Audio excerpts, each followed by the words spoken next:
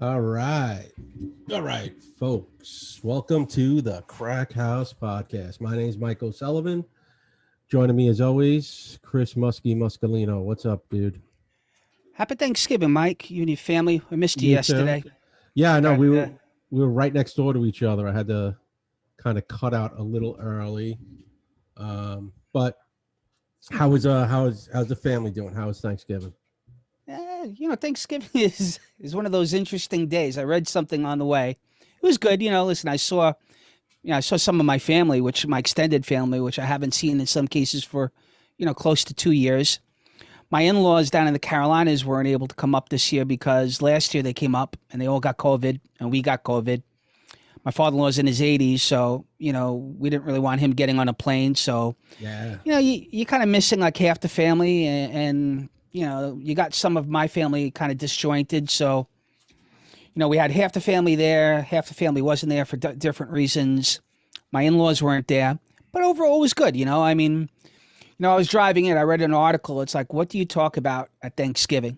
And I don't know how it goes in your family. I don't know how like your dad and your brothers, roll politically. I guess they're all probably similar to you, but with my extended family, like we have people like me that probably lean right as center politically. We got my brother who's, if you think I'm right wing for the guys that are listening, to me out there the last couple of months, my brother's further right than I am. And then you got the other end of my family, my uncles, some of my uncles that, they come, my uncles were born in Malta. They're European and they're more in the vein of like a democratic socialist. They're really left.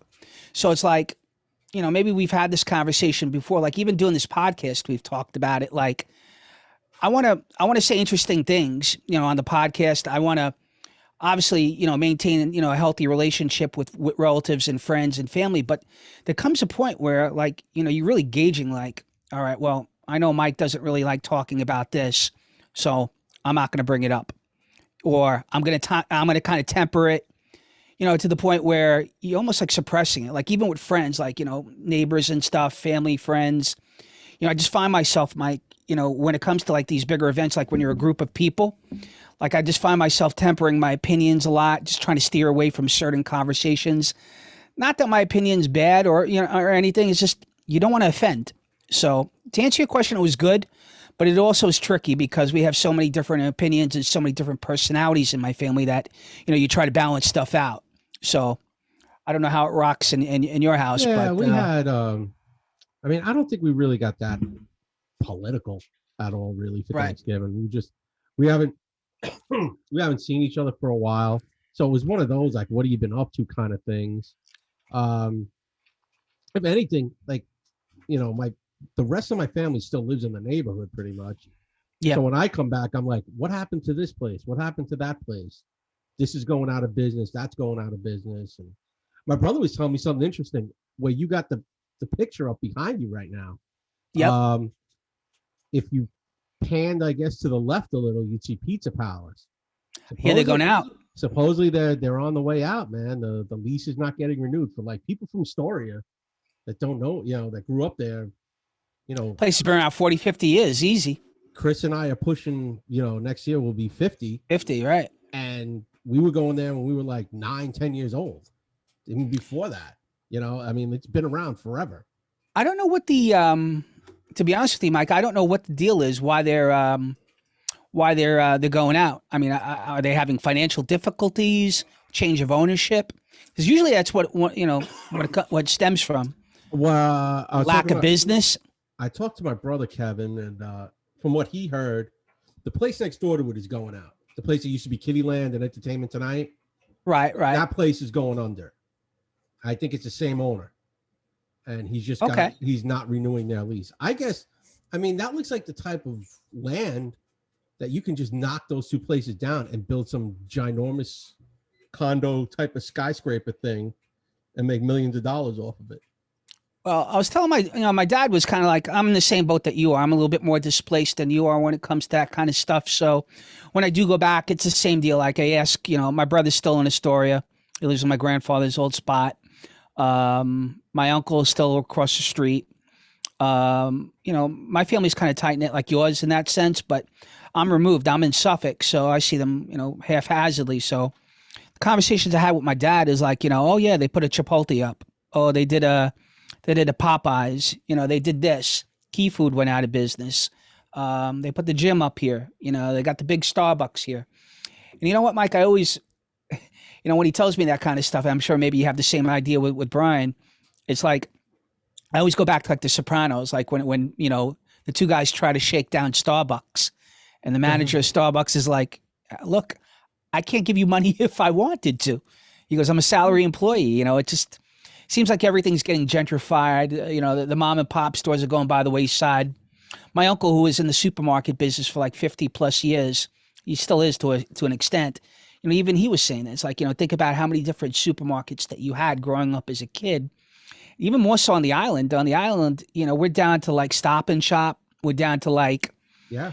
There's only a couple. Yeah. Yeah, there's only a couple. Costco, BJ's, that kind of deal. And then you got, maybe King Cullen, maybe a Key Food here and there. It's much different. I just kind of figure with Pizza Palace, like if that guy owned the property and he was doing the business, I kind of figured he'd be all right. Yeah, but that could be one of those things too, where the guy's like, okay, I'm going to renew your lease. Say he was paying 10 grand a month.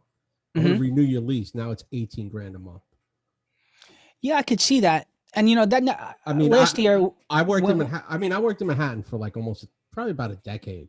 Right. And I don't know how many places I knew went out of business that were quality places, like you said, little mom and pop stores. But as soon as someone new took over the building, they would almost double the rents, and it would just crush these businesses, and they would have to go out of business. They would have to sell.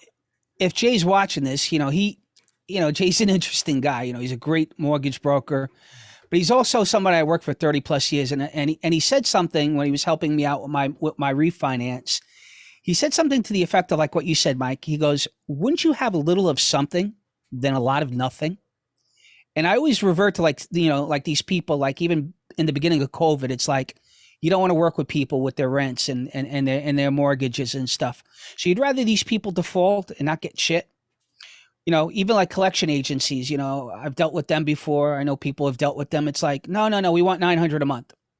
Dude, I can't afford $900 a month. That's like half a mortgage payment for some people. Okay, well, let's come to an agreement. No, it's all or nothing. All right, so you'd rather eat it. You'd rather get nothing. Yeah. Same thing with with the rents. Like some of these places, like you said, they buy these places out, and it's like, all right, you want to jack this guy's rent up to a point where he's going to close, and now you got to find a new tenant. I mean, good luck to you. Maybe you get it, maybe you don't. But I mean, like Jay says, a little of something to me is a lot better than a lot of nothing. I guess. I think there's a lot of these people that just want to get paid. That's what it is. It's like, yeah. Oh, I made this giant investment. I got to get a quick return. So, all right, you won't pay $18,000 a month. Somebody else will. There'll be someone else that's going to come in that's wide-eyed and has a dream of opening a business. And I hear you. And I'll get 6 months of rent out of them, and maybe then they go belly up. But I'll at least get something. No, I hear you, but listen, I'm not saying those people are unless you're a small. It seems like unless you're a small business owner. Unless you own that property, you're going to get screwed eventually down the road. Like they're just going to price you out eventually. I would think that that's the case, Mike. I really would. I just think that sometimes people are penny wise, dollar foolish, for those that, know the saying. And I'm not saying that they wouldn't get the necessarily the rent, but not surprising, like I said, if that guy is just not doing the business is one thing. It's another thing to get priced out of a place. Even I think we talked about like the Bordy Barn a couple of months ago. I read that that place has been on the market for a while. And apparently, I guess one of the long-term owners passed away, which I understand. I get it. If your owner dies or if you got a situation where maybe it's family owned and has to be, sold due to you have 4 or 5 different people involved and maybe one guy wants his money or one woman wants her money. I understand it, but again, that place has been around forever, and I got to imagine they're doing decent business, right? I mean, they got to get packed out every weekend. They're packed out every time I was there. I mean, yeah. And how much of that money got reported? Huh? Cash business like that? Come on, man. Well, listen, without getting political, man. I know Pat makes fun of me for saying this, but one of the things that kicking around is, the reporting of one's bank account. So right now in the brokerage business and the banking industry, transactions for more than $10,000, Mike, you have to report. Basically there's wiring requirements. So if you're wiring money in or out of an institution, you got to report it. There's been a lot of talk about reducing that number down to $600. So if you make a transaction in your bank account more than $600, you kind of got to report it. And in some cases, it increases your ability to get audited by the IRS. Which, listen, I'm all for people paying taxes and stuff and paying their fair share of taxes. But for something like that, look, for someone who is coming from a banking industry background, I can tell you the amount of times that those wiring requirements came into play was few and far between. And you're talking about people with a lot of money. When you're looking at this, when you're looking at something in the terms of $600, think about how many times you've taken $600 out of your bank account or savings account, or you wrote a check to somebody. You're talking about a hell of a lot of increase, in terms of what the IRS has to hire to do the monitoring. Banking has to overhaul their compliance. And for people like you and me, it's going to be a major headache. So, listen, I get what you're saying. I really do. But just something to be careful about, if you're in the know. I hear you. What did you bring up? We were talking about movies earlier because I think we've done our finance bit for the show. But talking about movies, you brought up, what was the movie you saw? Red Notice. Did you watch it? I watched a little bit of Mike, so we had a conversation about it. What I do is, I don't know about you, but like when I turn on Netflix is so goddamn confusing to me. It's like, it's not so simple. It's like they show you the top 10, the top 10 things, as far as what you want to see. And then they have like the little genres. If you want to watch a comedy movie or a horror movie or a documentary, they got the little things. But I don't know about you, but every time I turn on Netflix, it takes me about 30 minutes to find something that is interesting that I want to watch. Now, is it a case of me not knowing what I want to watch or too many choices? Maybe, but I came across Red Notice. I saw the cast. I figured I'd turn it on. And then I remember talking to you about it. And I watched about 20, 30 minutes of it. And it was just, I don't know, man. I mean, it wasn't a train wreck, but it wasn't just something that I was like, I got to watch. So after about 30 minutes, I turned it off, Yeah, it seems like a lot of these like Netflix, Hulu, whoever else, Amazon, they make these movies. They're like, it seems like they're doing B movie scripts with A-list movie actors. Because part of that, the part that I watched of that Red Notice, it almost reminded me of, remember the beginning of True Lies where Arnold does that like tango scene where he's in the beginning and he's got to break it. There's a scene like that, kind of like with The Rock in that movie, where he's dancing with some women, but then he's got to go break in and steal something. It almost reminded me of that movie. You brought up a good point. Go ahead. Yeah, like I said, the parts I saw, I was not a real fan of that. I didn't think the movie was that great. I think Ryan Reynolds was like over trying to be funny. The Rock. And I don't find him fun. I like Rock. And that's why I turned out. I don't like Ryan Reynolds at all. To me, he's not funny. I know maybe I'm in the minority with that, but I don't know. Most of it, even that Deadpool, he doesn't, I guess for maybe women, he's attractive and stuff, but I just don't find the allure of him. I really don't. I like the Deadpool. I think he killed it with the Deadpool movies because they made an R-rated, super violent comic book movie. Right. Which is what, like, really put that whole that it's going to be a franchise. I'm sure they got a few more movies they're going to pump out, but I liked him in that. I'm trying to think like what else they put him in. Like, he's also done a whole bunch of like romantic comedies that I never watched. So, but as far as the Deadpool stuff went, I think he's very funny in.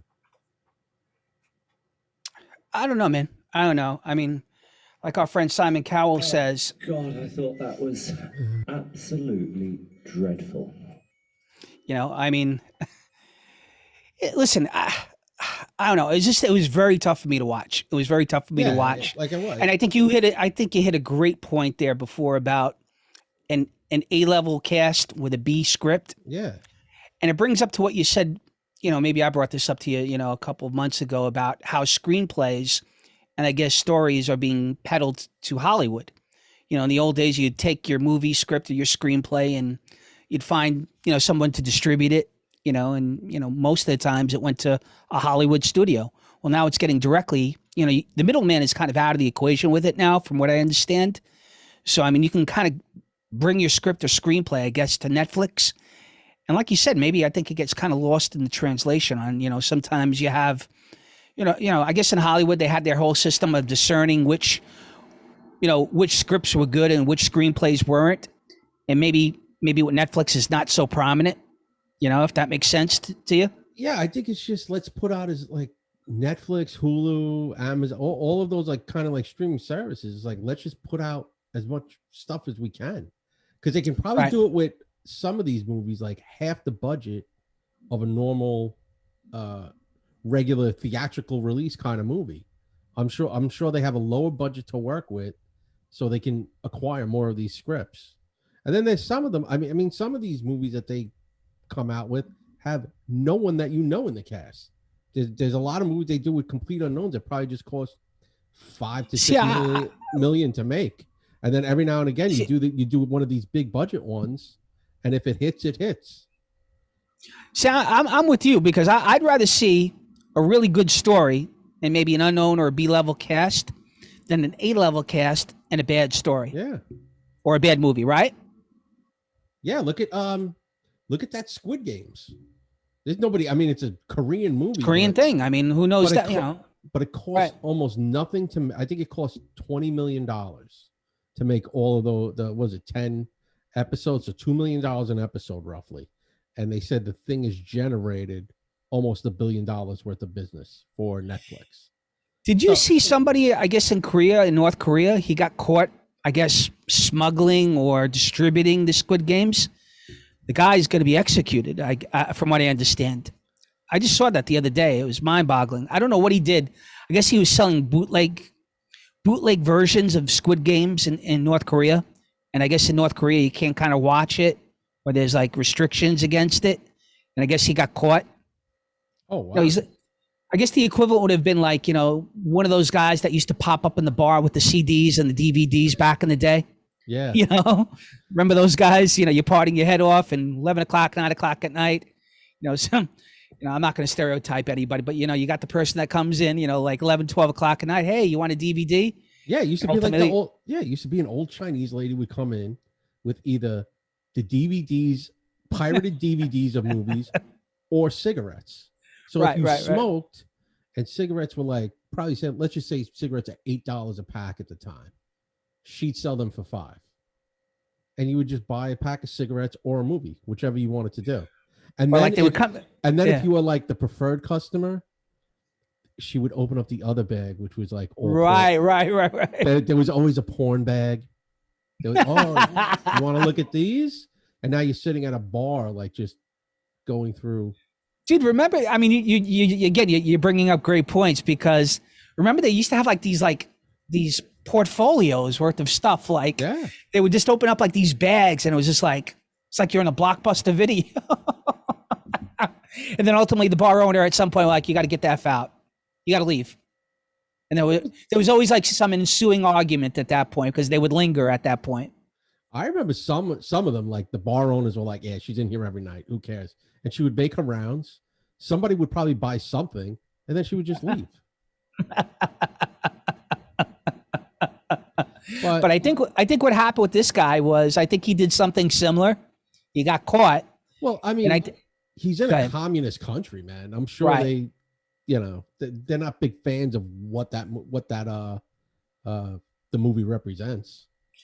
And I think that's kind of the gist of it. But apparently, I think the guy's going to get executed, dude. I think he's going to get like his head lopped off or hung or some crazy shit. They're talking about like he's finished. Well, that dude Kim Jong-il, he kills his own family members. Why wouldn't he kill a guy for like bootleg? I could totally see that. I mean, all we had here was FBI warnings if you pirated a movie. Now, Right. North Korea, you're gonna get. You could be subject to $500,000 worth of fines, and okay, no problem. They're not so nice. He's another interesting guy, the leader of North Korea. So, like, on one hand, he seemed like buddy with Trump on some level.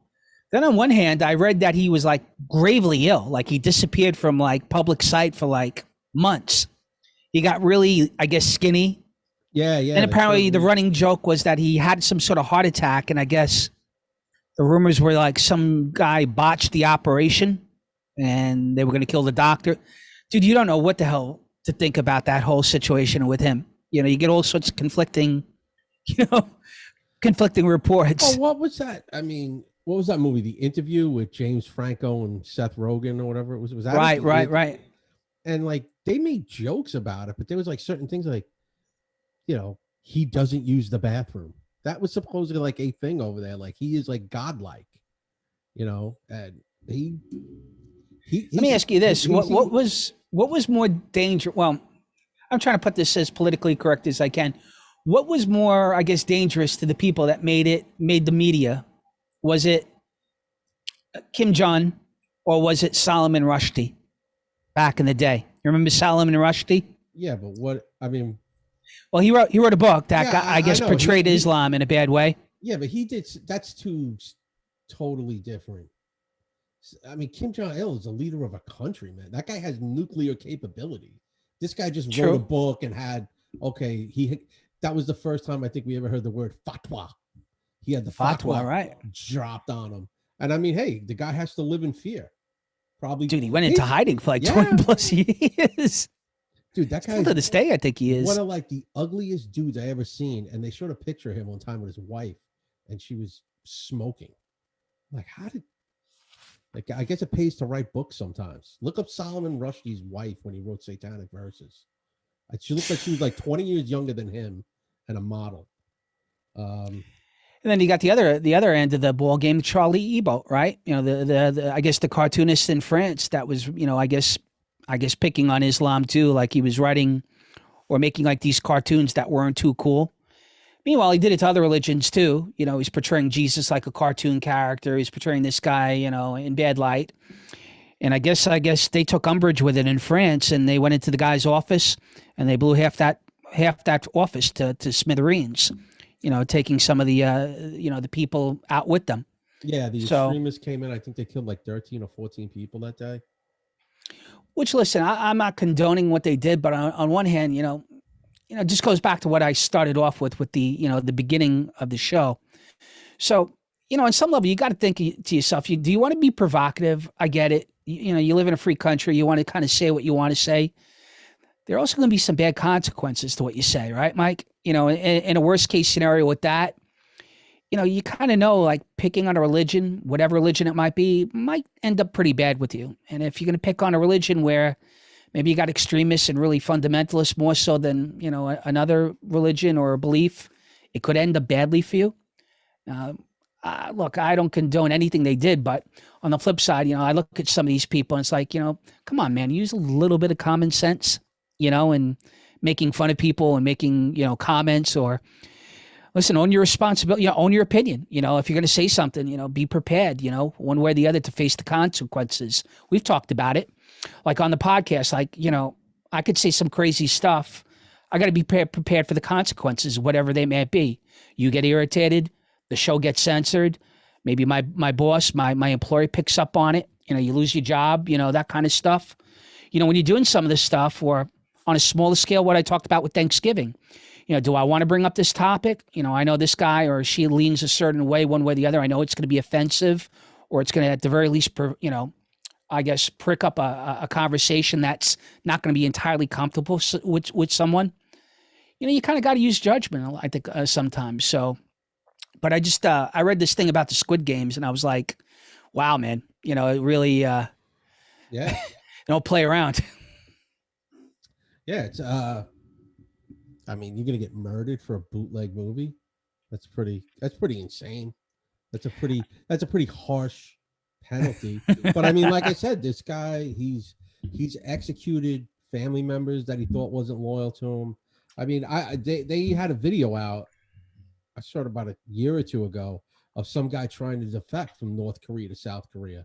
The guy lived. He got shot like 12 times jumping the fence and lived. And when they were working on him in the South Korean hospital, the malnutrition that this guy had, he had parasites living in his body and everything. He was a complete mess. So, I mean, do I think it's harsh that this guy's going to get killed? Absolutely. Do I put anything past that guy? No. This guy would kill anyone that gets in his way. You know. No, I agree, Mike. I agree. You know, going back to like a little bit more lighter topic, going back to Netflix. So, no, I didn't really watch the rest of that Red Notice thing. Like I said last week, I got caught up with Succession, which I think is a really good show. It's probably I think it's the best show on television. I think we brought that up last week as far as what would be the best show on television, that at least that I'm watching. I'll tell you what I did check out. I checked out a Michael Douglas series on Netflix, The Kaminsky Method. I heard it was good. It's pretty good. My wife was watching it the other day, so I kind of, sat down and was watching a little bit with her. Pretty decent cast. I tell you, Michael Douglas is old as dirt. He's still a pretty entertaining dude, man. 77 years old, still rocking. It was a pretty well made show. I mean, I didn't really get too far into it, but it's worth a check out. If you got nothing to watch. Yeah, Michael. Yeah, he's been around forever. He's 70. He's 77. He's 77. Wow. The father lived till he was 103. Yeah, but he was a mess at the end, man. Dude, 103 years old. I mean, listen, go watch videos of Kirk Douglas at 100. You don't want that 103 years old, man. He had like a bad stroke and was in a wheelchair. Yeah. He had one of those like, dude, you could keep that, man. You could. Yeah, no, I hear you. They had him on, I think, the Academy Awards right before he passed away, a year or two before he passed away, some award show, and it was sad to watch, man. You couldn't understand what he was saying. Mm-hmm. He came out with what's her face, Catherine Zeta-Jones, his daughter-in-law, and I mean she was trying to like translate for it was a train wreck to watch. That this was the guy that was Spartacus, played all these tough guy roles in the 40s and 50s and 60s, and now he's like this. I mean, he was dying in front of you, and you had to watch this, and it was just horrible to watch. What was that movie with Robin Williams where he ended up as a robot and he lived hundreds of years and he transformed from a robot to a sentient human being? Was it Millennial Man? I think. Did you ever watch that one? Bicentennial Man. Bicentennial Man. Yeah. And it kind of shows like the same thing. It's like, with technology, you're going to get to a point, maybe not in our lifetime, but, maybe in our kids' lifetimes or our grandkids' lifetimes where, listen, the human life is going to be extended. It's gone down with COVID the last couple of years as far as life expectancy, but, I would say over the next 50 to 100 years, the life expectancy of the human being, I think, is going to increase. Maybe not dramatically, but to the point. Science is science, man. Right. What was the average life expectancy in 1900? 50 years old. 50, 60 years old. And what is it now? 72? 77 it was at one point. So 27 years and 121 years it's gone up. So yeah, it was about 49. It was about 49, 50 years old in the United States for, a male or, a male in at the turn of the century. And I think before COVID, I think it was like 77 for females, 75 for females. 77 for females, 75 for males. And they chalked it up to like the fact that males, especially young males, end up engaging in more, I guess, perilous behaviors, so to speak. Oh, okay. So that kind of factors in. That absolutely makes sense. Who knows what it's going to be? Is 100 and so if you go by that in, another 100 years, 95 is going to be the norm. 100 is going to be the norm practically. So, we were talking about this. What the hell did I want to bring up? I saw something today where there was a report. Within 10 years, they're thinking that the next invention We were talking about this last week, Mike, with futurism, future events and stuff. And I read something today where Apple is talking about, they're predicting in 10 years, the iPhone will be old technology. And the new technology will be something to the effect of Microsoft glasses, AR, which is augmented reality. Yeah, but they do that. They tried those kind of like in the Minority Report, that kind of deal. They tried those glasses a while ago. They had that. It was old technology, but basically what they're talking about is picture the Minority Report with Tom Cruise and perfected to the point where you would put like contact lenses on, or you would put like, glasses that basically everything that you saw was in a computer generated world. Kind of like, I don't know if you ever remember a movie with Mick Jagger back in the late 80s, Free Jack? Yeah. That kind of deal. Free Jack marries Minority Report. And they're talking about, like, I think there was over 1 billion Apple iPhones across the world, or users.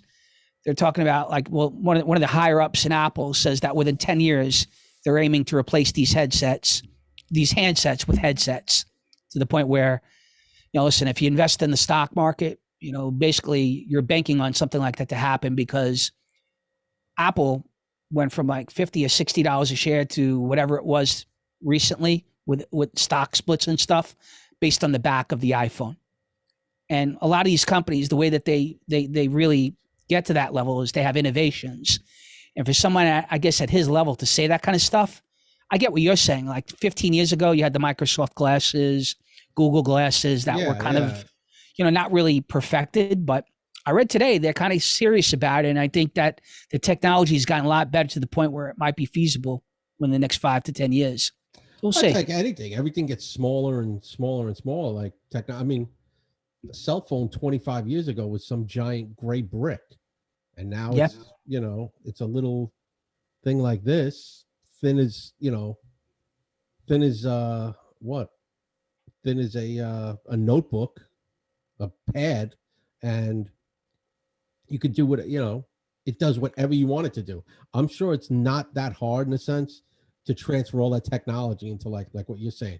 Put on a pair of glasses, contacts, everything evolves. I'll ask you this, and then I'll ask Macho if he's watching. Do you think the innovations that we've seen, like we were talking about this last week, like stuff that we thought would have happened in our lifetime that didn't, and stuff that did, do you think that the innovations that we've seen over the last 50 years were just a result of, our scientists, getting smarter and coming up with cool stuff? Or do you think we reversed engineered it from alien crashes back in the 40s? Because, I mean, look, I don't know what to really believe one way or the other. I just think it's a pretty interesting question because, like, you can kind of argue, like, after World War II, like, the economy went into hyperdrive. I guess innovation went into hyperdrive, but it also, a lot of that stuff kind of coincides with, the alleged, Roswell crash in 47. From 47 on, think about all the stuff that happened. We went to allegedly the moon in the late 60s, right? Yeah. Computers that went from like the size of small buildings to, stuff that like talking about in our hands that we had no idea, that we'd be looking at 30, 40 years ago. So I don't know what to believe, but it's a pretty interesting, thing to think about, as far as how we got so quick, so, fast. Think about you were asking about like people's mortality rates, right? In the beginning of the 19th century. Think about where we came from, like in the turn of the 20th century. Horse and buggies, bro. Few people having cars to the point right now where you're going to be driving potentially in the next 10, 15 years in driverless cars, where you're going to have shit delivered to you with drones and stuff. Think about in 120 years, the kind of technology that, you've gotten.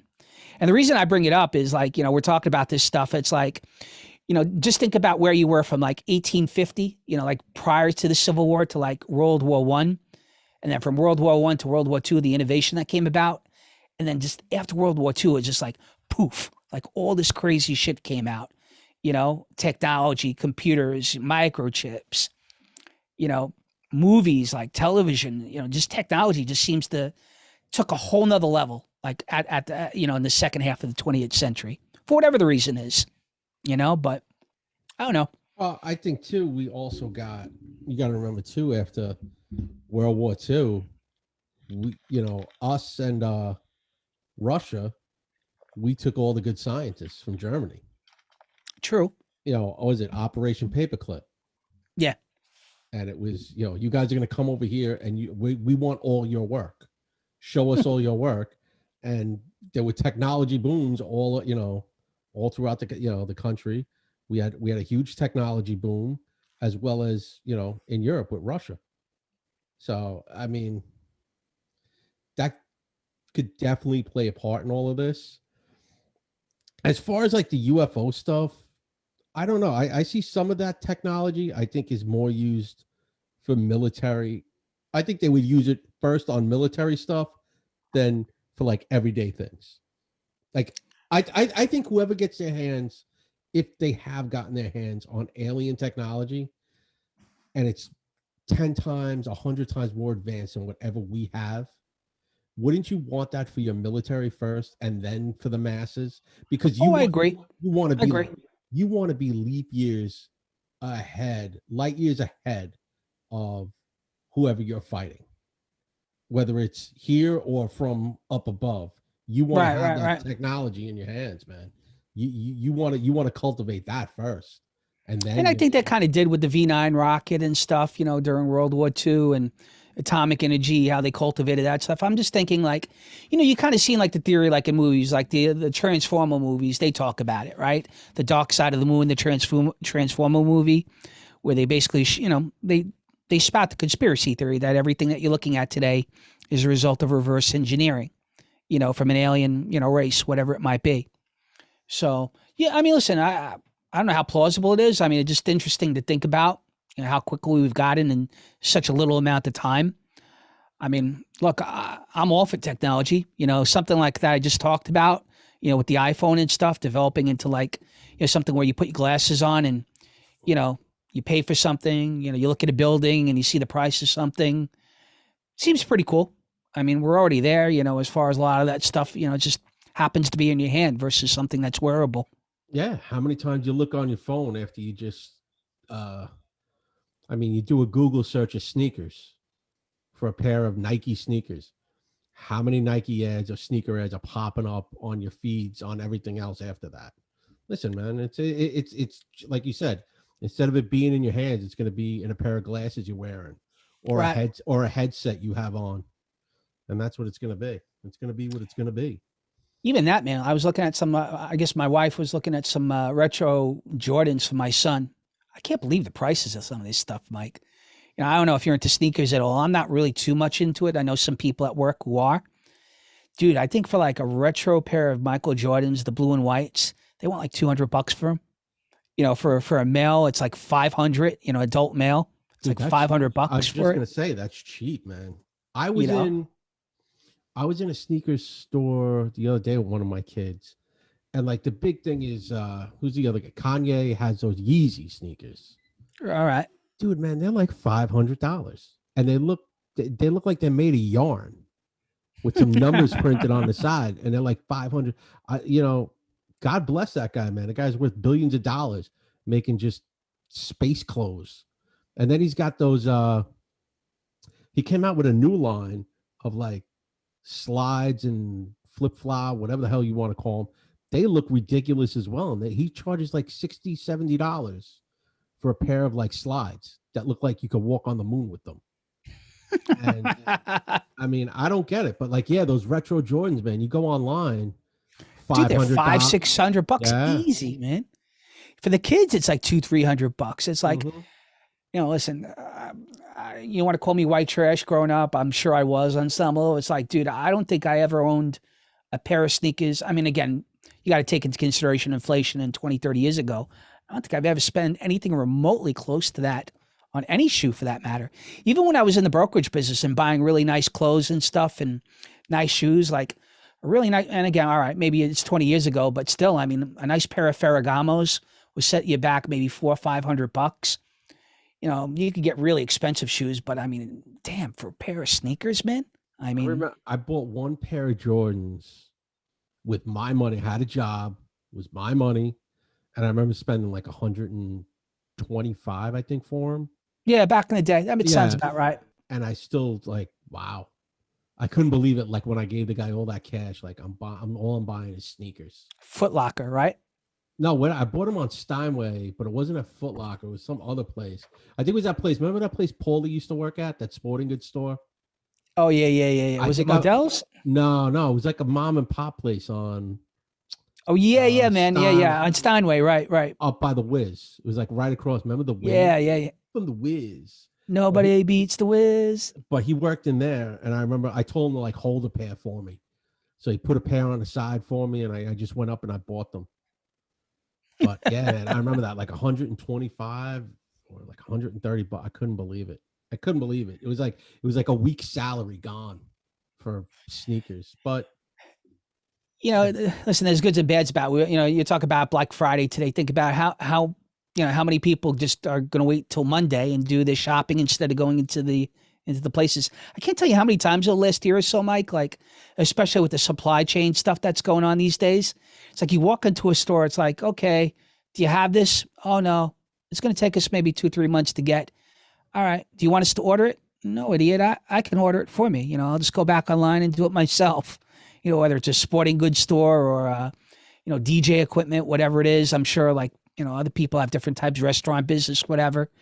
Just crazy, how quickly you can get stuff. And you don't really have to rely on that middleman anymore, or that store, like you said, that mom and pop store to get it for you. yeah, you don't need that. I had a snowblower. Maybe I bought from Sears maybe about 4 or 5 years ago, a lawnmower. And I just remember going in for like a rechargeable battery. They're like, oh yeah, we don't have it. I'm like, what do you mean you don't have it? You sell the lawnmower. It's like, I'm not buying another lawnmower. Or a snowblower or whatever it was. Where do I get the rechargeable battery? Oh, you got to go online. Okay, well, what do I need you for? It's like, I don't know. I think we're all at a point of where it's just gonna get of like just sit in your house, man, and just order everything. There was no reason. My wife went shopping today. I felt there was no need for it, but she went. She got some deals, but I just look at it now. It's like they don't want you to go out. No, man. It's everyone just wants. Hey, man, just sit here and look. You can just click a couple of times and get whatever you want. We'll give you whatever you want. And listen, I know we satisfied our financial talk for the show, but I'm just going to throw a number out for you. Amazon is trading at $3,500 a share. Think about that for a second. Yeah. $3,500 a share. You want something, you just go on Amazon in a second. Boom. You want food, you can get food delivered, clothes, whatever the hell you want. And during the pandemic, it really got pronounced to the point where those guys made out like a bandit. I think their stock price went from 2,000 or 1,900, whatever it was, maybe about a year and a half ago. Dude, they're close to 4,000, and their price predictions on the stock to be 5 within the next year or two. Yeah, you think that guy wanted the lockdown to end? Dude, that guy. No way. That guy made so much money. He went into space because he had nothing to do. Because he wanted to just do something. Oh, I got like, what did he spend? $6 billion. Like, that's nothing to that guy. Yeah, it's crazy, man. It's crazy. And to think he goes back and forth with the other guy from Tesla, in terms of like overall wealth. I think they go back and forth. I think Gates and Buffett, they're well behind those guys at this point. There's just crazy, man. Just crazy the amount of wealth that was created during the pandemic with those two companies, but specifically Amazon, to the point where even Costco did very well. I think Costco went from like 200 to like almost 600 a share. You think about that, I mean, anything where you could deliver goods to people at their homes had to have crushed it during the pandemic.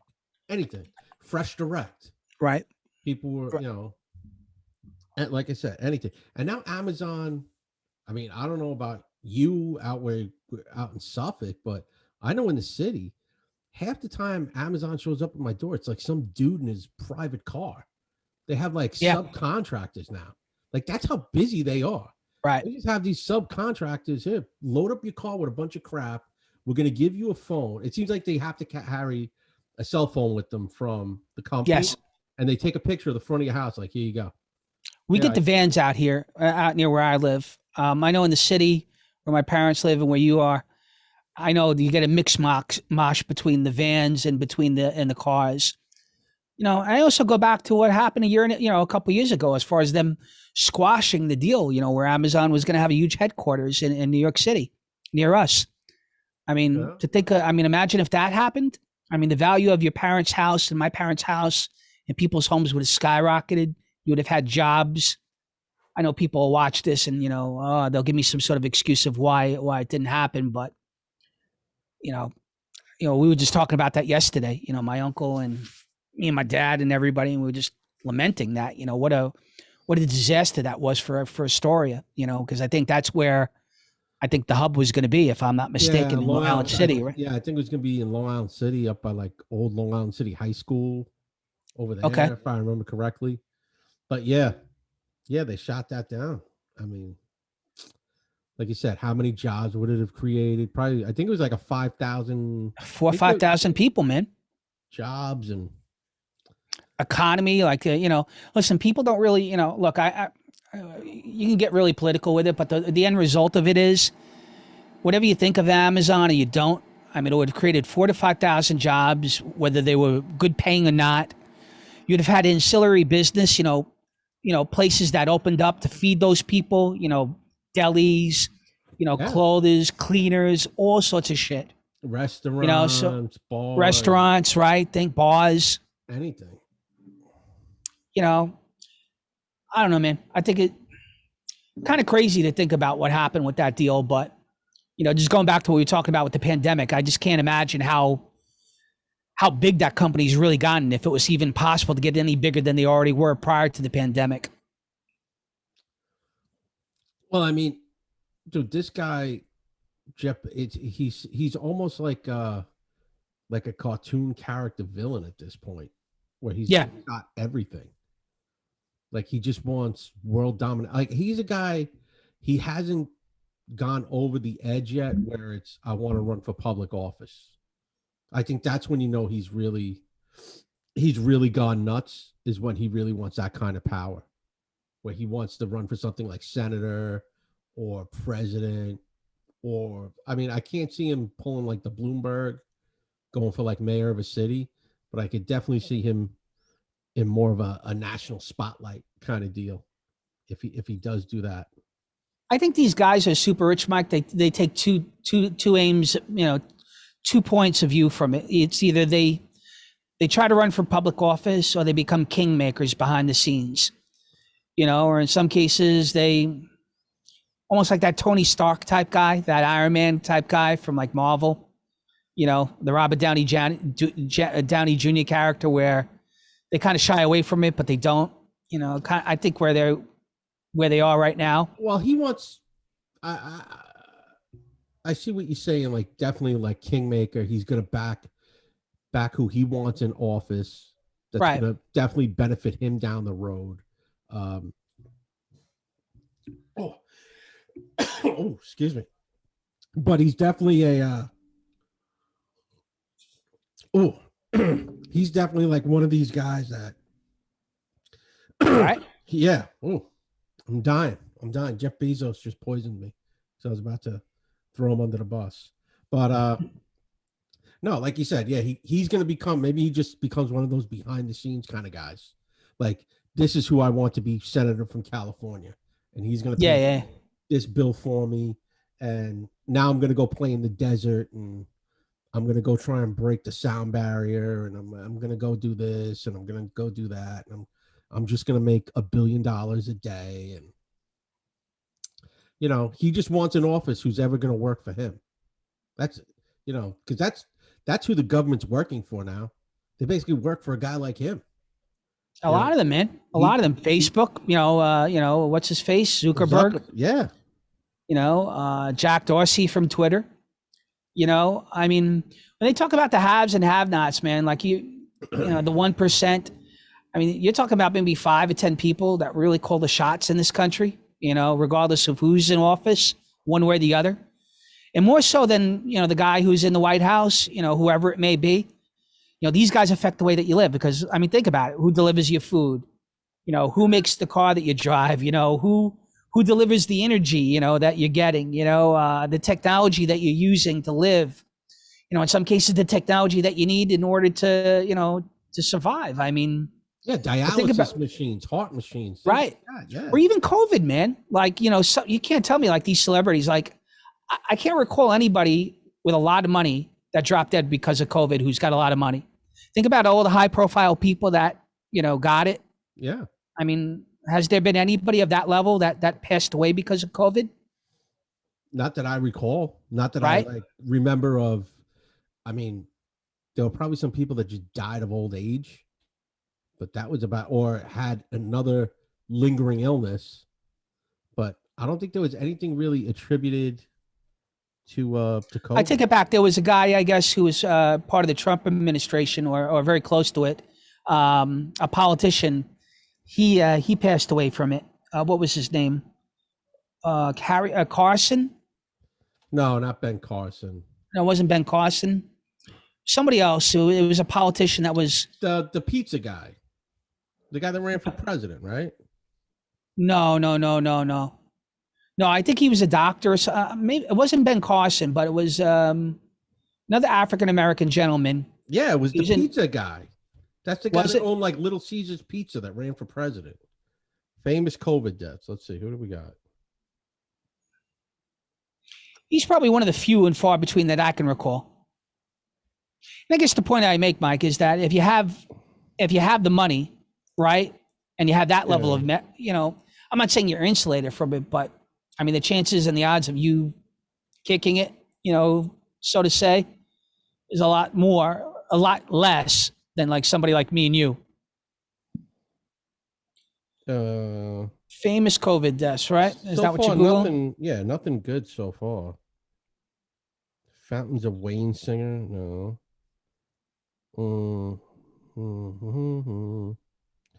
Not to Tom Dempsey.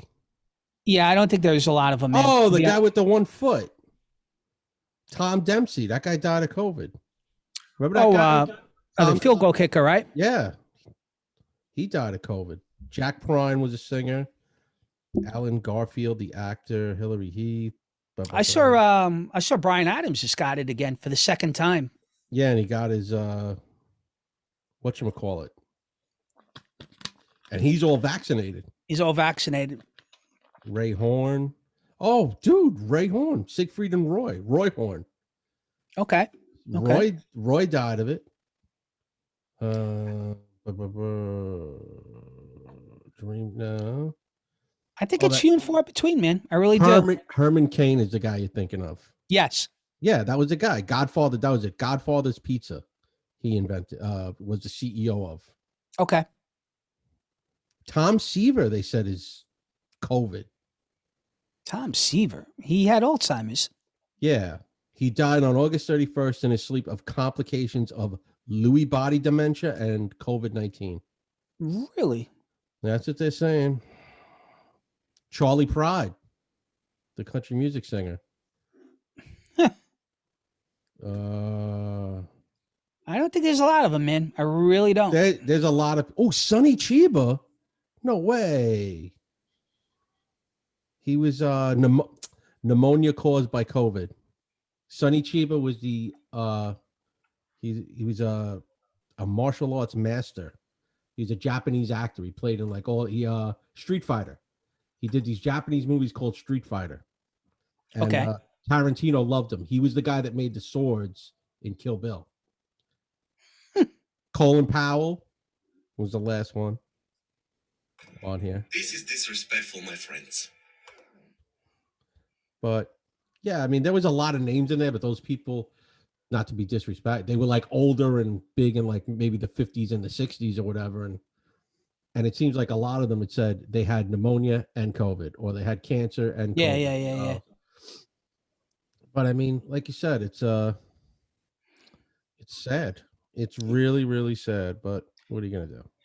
I just saw that I guess Europe is in lockdown now too. I guess with this new variant that came out in South Africa. Now they're shutting down like all sorts of travel from certain countries. They're kind of dragging their feet on our end. I think they're going to do it, but they're going to do it on Monday now. Why they're waiting, I don't know. But apparently there's like this new bad strain that they don't know if it's going to evade the vaccines or not, or how transmissible it is. just never seems to end, man. I just think until they can get a full grasp on it, this shit's going to be around for a while. I think it's Another round. Another round yeah. of lockdowns. So, I don't know about that, but I just can't see us getting really back to normal without them getting it under control, in terms of being able to manage it. It just seems like every time you think you're out of the woods with this crap, it just creeps right back up,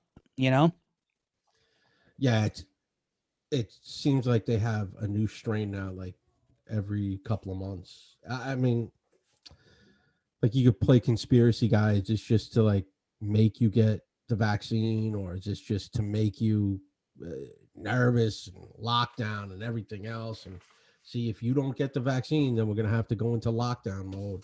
But I yeah, don't know. I don't know. What do you think about the other crap that happened this week? I guess the conviction in Georgia with those 3 guys that killed the guy down in Georgia, and then the other shit where some guy just basically ran down a whole bunch of people in Wisconsin at a Christmas parade. Oh well, Both yeah, the both Ahmaud things are kind of Arbery, messed up. yeah, the Ahmaud Arbery thing. Dude, you kill a guy on video like that, you're going to jail. That's Yeah, it. yeah, yeah, Bottom line. yeah. That's dude, you want to call 911 if you were that upset about it, if you were that concerned. Yeah, that was beyond ridiculous. Call It really 911, was. man. Call the police. Yeah. Those guys are going to get what they deserve, and that's life in a big city, man. This other psycho in Wisconsin, it seems like they let him out of jail. He was a rapper, and then just recently, yeah, this yeah. guy's got some really crazy past. He's been locked up a ton of times. He's killed. I think the body count now for him is up to like 6 people. It's 11. Oh, it's 11 that died. Yeah, it's 11 people. Wow. No, it's pretty crazy, man. I mean, it's not really much. I mean, they're talking about it in the media and stuff, but I gotta be honest with you, it's messed up. I mean, it brings up a whole level of issues, like, I mean, even stuff that you're familiar with, like bail reform. I mean, yeah, this guy was supposedly let go a month prior for like assaulting a woman. I think he was let go for like $1,000 or whatever. I don't really have like a really strong opinion on bail reform, Mike. I don't think it's a great idea, but I kind of heard both sides of the argument. I just don't buy that everybody's locked up for small pot purchases, and kind of let them out without, or the bail should be very minimal, or I guess. Well, I mean, now in New York, if you have a small amount of marijuana on you, it's like nothing. It's a summons, actually. Yeah, yeah.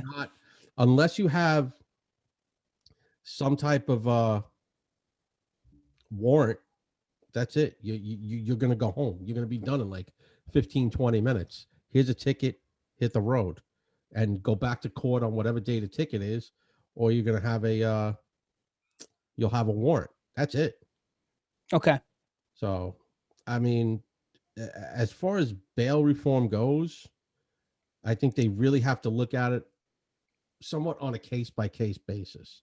Low-level crime, obviously, you want to, you're going to lower the bail.